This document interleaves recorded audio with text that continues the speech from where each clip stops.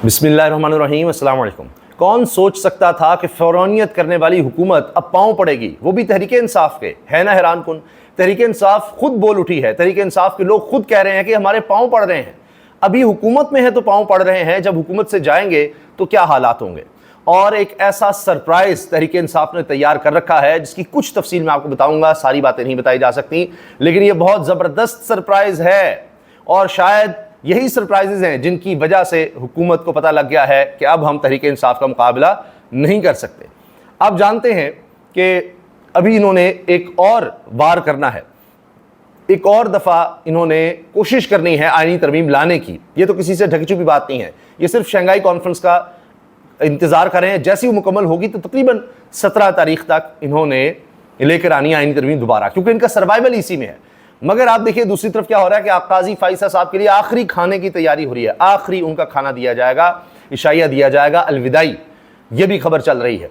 अच्छा, अब देखिए ये तो तहरीक इंसाफ ने ऐलान कर दिया हुआ है कि जी हमने लॉन्ग मार्च करना है, दोबारा एहतजाज करना है जब ये आईनी तरमीम लाएंगे। लेकिन अब ये सिर्फ सड़क पर एहतजाज नहीं है, दोबारा सिर्फ उस तरह से इन्होंने काम नहीं करना।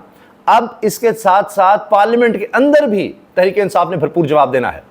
और ये जो मैं आपसे अर्ज करने वाला हूं, ये बहुत बड़ा सरप्राइज है। और जो पांव पड़ने वाली बात है वो इसके अलावा है, वो हमने बाद में करनी है कि किस तरह से हुकूमत अब तहरीक इंसाफ के पांव पड़ गई है, वो हम बाद में करेंगे, वो अलग खबर है। फिर अब इन्होंने जो ताले लगवाए थे वो भी खुल गए हैं, वो भी एक अलग खबर है। अच्छा, अब पहले आ जाइए कि सरप्राइज क्या है।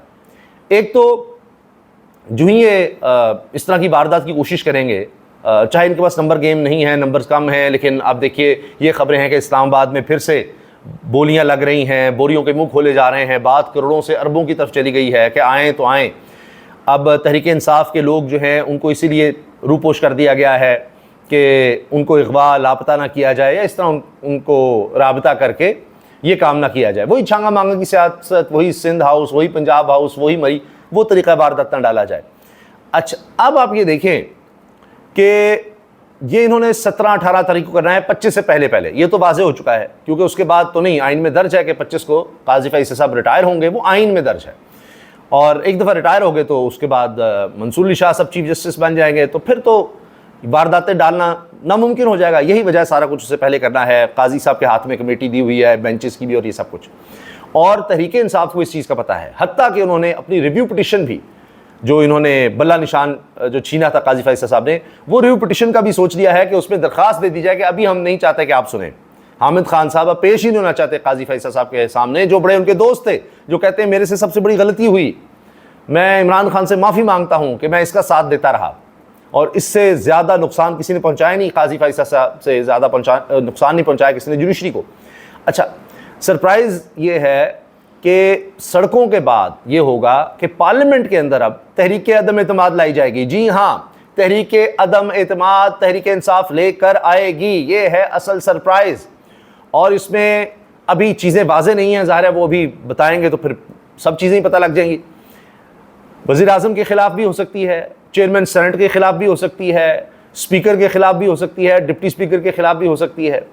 और ये क्यों इतनी बड़ी चीज़ है, इतनी बड़ी बात है, इतना बड़ा सरप्राइज़ है? क्योंकि एक दफ़ा जब तहरीक अदम एतमाद आ जाए तो उसके बाद फिर कोई और एजेंडा नहीं हो सकता, फिर कुछ और नहीं हो सकता। पार्लियामेंट के अंदर, असेंबली के अंदर, सेनेट के अंदर कुछ नहीं हो सकता। पहले उस पर बात होगी, पहले उस पर वोटिंग होगी। अब जब ये तहरीक अदम एतमाद आ जाएगी तो आईनी तरमीम वाला किस्सा तो गया, पहले तो आप इसको हल करें। इसी में चंद दिन गुजर जाएंगे और करते करते 25 तारीख फिर और करीब आ जाएगी। यह है सरप्राइज। और यह भी मजे की बात बताऊं, यह भी पूरा सरप्राइज नहीं है, अभी तो और बहुत कुछ बाकी है। यह है जनाब कमाल। और इसमें एक चीज जरूर है कि 60-65 लोग लाने पड़ेंगे MNAs, और उनमें तकरीबन यानी 20% लोग चाहिए ना, पार्लियामेंट के 20% होंगे तो फिर तहरीक अदम एतमाद आ सकती है। ऐसे नहीं कि 5-10 उठ के कर देंगे या 5% उठ के तहरीक अदम एतमाद कर देंगे, उस पर उतने लोगों के साइन होने चाहिए। अब 60-65 लाएंगे तो फिर वही मसला, लाएंगे तो उनको पता नहीं अंदर भी नहीं आने दिया जाएगा, बाहर से ही लापता कर देंगे। अब तो वो भी किस्सा खत्म हो गया ना कि पार्लियामेंट के अंदर आप महफूज हैं। अब तो पार्लियामेंट के अंदर से रात गए, ताले तोड़ के, दरवाजे तोड़ के उठा के ले जाएंगे, ये भी हो सकता है। तो उसका भी तोड़ तहरीक इंसाफ निकाल रही है, निकाल चुकी है। ये है असल सरप्राइज़। अब आ जाइए पाँव पकड़ने पर।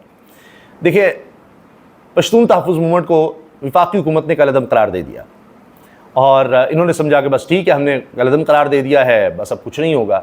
लेकिन आप देखिए कि खैबर पख्तूनख्वा में हालात किस कदर ख़राब होते चले गए हैं और अब इनको ज़रूरत पड़ गई है तहरीक इंसाफ की हुकूमत की, तहरीक इंसाफ की गवर्नमेंट के बगैर, क्योंकि उनको वहाँ 2 तरह की अक्सरियत मिली हुई है। उनके बगैर वफाकी हुकूमत बेबस है, कुछ नहीं कर सकती, कुछ नहीं कर सकती। ये मैं आपको अर्ज़ कर रहा हूँ, लिख के दे रहा हूँ। अब अली बिन गंडापुर ने क्या किया, जरगा बुलाया। जरगे में अब गवर्नर भी आए हैं, खैबर पख्तूनख्वा के वज़ीर दाखिला मोहसिन नकवी भी आए हैं, स्पीकर खैबर पख्तूनख्वा असम्बली बैठे थे, नून लीग के अमीर मकाम भी थे, मियाँ इफ्तिखार हुसैन ANP के थे, यानी सबको बुलाया। जो मुखालिफिन भी थे, जो कभी साथ नहीं बैठते थे, वो भी सब आए हैं। और आप देखें कि अली बिन गंडापुर, अब इनके जरगे का खैबर पख्तूनख्वा में होता है कि जरगा है तो फिर उसमें सब एक हैं। अब ये कह रहे हैं कि पख्तून खून नहीं बहना चाहिए। यहाँ बहुत पख्तूनख्वा में खून खराबा हो गया पाकिस्तानियों का, अब हमने ये नहीं बहाना और हालात बड़े कशीदा हैं, इसका हमने कोई हल निकालना है। तो इसके लिए बुलाया गया है कि कोई रास्ता निकाला जाए। अब सारी पार्टीज इसमें हैं और इसमें सिवाय नून लीग के आप कह लें या पीपल्स पार्टी के कह लें, क्योंकि उनकी तो हुकूमत में अब ये कलअदम कर दिया गया ना, तो बाकी जमातें JUI तो खुलकर कह रही है, तहरीक इंसाफ बतौर जमात खुलकर कह रही है कि जी पाबंदी नहीं लगनी चाहिए। अब उधर से मोहसिन नकवी साहब जो इतना जुल्म कर चुके हैं, इतना कुछ उन्होंने किया, जिस पर आवाज़ भी उठ रही है कि जी ये देखें आज क्या लेने आए हैं। तो उमर यूँ कह रहे हैं कि अब ये पाँव पड़ते हैं अली बिन गंडापुर के, पहले उस पर शेलिंग करते हैं, रबर बुलेट्स चलाते हैं, लोगों पर गिरफ्तारियाँ करते हैं, सब कुछ करते हैं, और अब जनाब उसके पाँव पड़ रहे हैं। इसमें एक बात यह भी है कि अब भी बाज नहीं आ रहे। अभी देखिए इमरान खान साहब की दोनों बहनें, उनका मजीद 2 रोज़ का जिस्मानी रिमांड दे दिया है और जज अबुल हसन जुल्कुरनैन ने दे दिया है फिर दोबारा। और अजीब मज़क्का खेज़ इल्ज़ामात हैं। जब सरकारी वकील ने कहा कि ये दोनों से बारूद बरामद करना है तो लोगों ने सर पकड़ लिए। जब कहा कि सुप्रीम कोर्ट और पार्लियामेंट पर हमला करने जा रही थी ये 2 बूढ़ी ख़वातीन, उम्र रसीदा ख़वातीन, निहत्ती, और जब ये आई तो जी उधर जा रही थी, तो इस पर कह लगे अदालत में। लेकिन जज अबुल हसनात है, शेरज़ुल मरवत ने उनके बारे में जो कहा था मैं क्या दोहराऊँ, तो वो साहब जो हैं उन्होंने मज़ीद 2 रोज़ का जिस्मानी रिमांड दे दिया। और क्या कहते हैं, जब अलीमा साहिबा ने कहा कि ये हमसे मोबाइल के पासवर्ड मांग रहे हैं, बूढ़ी ख़वातीन के पासवर्ड मांग रहे हैं, अंदाज़ा लगाइए आप, कोई प्राइवेसी कुछ नहीं, तो जज कहता है दें जी पासवर्ड, जान छुड़ाएँ। ये तो हाल है, पता नहीं बारूद बरामद फलां करना है, सबको नज़र आ रहा है। तो ये भी हुआ है। तो कोई नहीं, वक्त अब बदल रहा है, चीज़ें बदलेंगी क्योंकि ताले खुल गए हैं। और इस्लामाबाद हाई कोर्ट के चीफ जस्टिस आमिर फारूक को कहना पड़ा है कि बस कर दें, आपने क्या किया, इस्लामाबाद में खैबर पख्तूनख्वा हाउस आपने सील कर दिया CDA ने। वो कहते जी वो 2004 से मामला चल रहा है, 6 से चल रहा है, तो उन्होंने कहा एक नोटिस दे देना था सील करने से पहले भी। कहते मैं खोलने का ऑर्डर दे रहा हूँ। चलो, खैबर पख्तूनख्वा हाउस भी खुल गया, उसके ऑर्डर भी आ गए और इनके अपने चीफ जस्टिस आमिर फारूक साहब की तरफ से आ गए हैं, जो हुकूमत को तो बहुत पसंद है। अब उनकी तरफ से भी आ गए ऑर्डर्स, वो भी इमरान खान साहब के लिए खुशखबरी है। फिर ये कि वफाकी हुकूमत को अब ज़रूरत पड़ गई है, खैबर पख्तूनख्वा हुकूमत की। कहाँ बात हो रही थी गवर्नर राज लगाएंगे, ये करेंगे वो करेंगे, हालात ऐसे हो गए हैं। ये कोई आसान काम नहीं है कि आप एक जमात को कलअदम करेंगे और वहाँ की जो गवर्नमेंट है आप उसके साथ ही ना हो, उसको साथ मिलाएं ही ना या उससे बात ही ना करें। तो अब देखते हैं कि रास्ता क्या निकलता है, क्योंकि ये बड़ा सीरियस इशू बन चुका है। तो इस पर देखना होगा कि आगे किस तरह से बढ़ा जाता है। तो अच्छी बात यह है कि सारे मिलकर कोशिश करें कि इसका कोई हल निकाले इस सारी सूरत हाल का। और जरगों में अक्सर खैबर पख्तूनख्वा के जरगों में ये बहुत हया शर्म के साथ मामला आगे बढ़ाए जाते हैं, तो मुमकिन है कि कोई इंशाल्लाह बेहतर हल निकलेगा। हसनात मलिक साहब कह रहे हैं काजी के जाने के बाद हालात काफ़ी बेहतर हो जाएंगे। लें, काजी साहब तो जा रहे हैं और कह रहे हैं उसके बाद हालात बेहतर हो जाएंगे, बहुत बेहतर हो जाएंगे। मंसूर अली शाह का नोटिफिकेशन इस हफ्ते होने के चांसेस हैं। नई आईनी तरमीम के बनाने से स्टेबिलिटी नहीं आनी, आ भी गई आईनी तरमीम, अगर आ गई तो स्टेबिलिटी कोई नहीं आएगी। वजह अब इस वजह यह है कि जिसको तमाम वकला मुखालफत कर रहे हैं, अब सुप्रीम कोर्ट बार के इलेक्शन आ रहे हैं, आईनी कोर्ट की वजह से हुकूमत इलेक्शन हार रही है। और ये हमारे सोर्सेज भी बता रहे हैं कि ये नून लीग पीपल्स पार्टी जो बड़ा ग्रुप ताकतवर समझा जाता है, ये इलेक्शंस हार रहा है सुप्रीम कोर्ट बार के जो सबसे अहम इलेक्शंस हैं।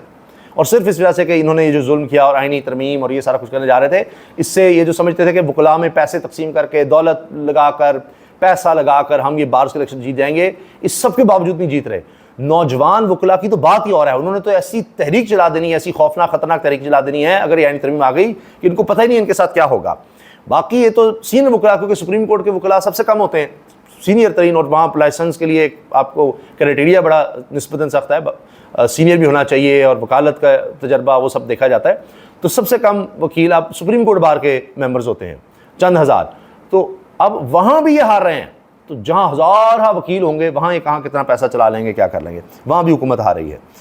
और अब यह जनाब ये देखिए, इमरान खान साहब के लिए अब उनकी एक बहन अब सिर्फ रह गई हैं कि जो इस वक्त आज़ाद हैं, बाकी दोनों बहनें दो ज़रा जिस्मानी रिमांड पर फिर पुलिस के हवाले हैं। इमरान खान साहब की अहलिया की बात करें तो वो जेल में इमरान खान के साथ हैं। इमरान खान का भांजा जो है वो भी गिरफ़्तार है। तो अब देखिए ना, ख़ानदान के कितने लोग गिरफ़्तार हो गए। तो अब इमरान खान की एक बहन है नौरीन नियाज़ी, इन्होंने अडयाला जेल में मुलाकात की, दरख्वास्त दायर कर दी है कि मैं अपने भाई से मिलना चाहती हूँ। वकील सलमान कुनाजा के ज़रिए दरख्वास्त में मौक़िफ़ अपनाया गया कि पता चला है कि बानी PTI और इनकी अहलिया को ख़राब सूरत हाल में रखा गया। ये भी मालूम हुआ है कि इमरान खान और इनकी अहलिया के चेकअप के लिए डॉक्टर को भी इजाज़त नहीं। दरख्वास्त में चीफ कमिश्नर इस्लामाबाद और सुपरिटेंडेंट अडयाला जेल को फ़रीक बनाया गया है। अब इस हुकूमत की कारकर्दगी मैं आपको बता दूँ, वर्ल्ड बैंक की ताज़ा तरीन रिपोर्ट सुन लीजिए। ये कोई तहरीक इंसाफ की रिपोर्ट नहीं है, ये वर्ल्ड बैंक की रिपोर्ट है। पाकिस्तान में गुर्बत की शरह बढ़कर 40.5% यानी 10 करोड़ 17 लाख अफराद गुर्बत का शिकार हैं। गुर्बत का शिकार, जो एक वक्त का खाना भी सही तरह से नहीं खा सकते। ये है गुर्बत, ये है गुर्बत। 10 करोड़ 17 लाख लोग गुर्बत की लकीर से नीचे चले गए हैं, गुर्बत का शिकार हो गए हैं, जिसकी बड़ी वजूहात सुस्त मुआशी तरक्की, महंगाई में बेपनाह इजाफा और आमदन में कमी है। और दूसरी तरफ वज़ीर ख़ज़ाना कह रहे हैं कि कमाल हो गया है, ऐसा ज़बरदस्त हमने माशी तौर पर टर्न अराउंड कर लिया है कि कमाल हो गया है। ये है इनका हाल। 10 करोड़ 17 लाख जहाँ गुर्बत की लकीर से नीचे चले जाएं, वहाँ ये कह रहे हैं हमने बहुत कुछ अचीव कर लिया है। और अभी IMF कह रहा है कि अब आपने खुराक के रेट मुकर्रर नहीं करने, जहाँ मर्जी जाती रहे, जितना मर्जी महंगा होता रहे खाने पीने का सामान, आप कुछ नहीं करेंगे।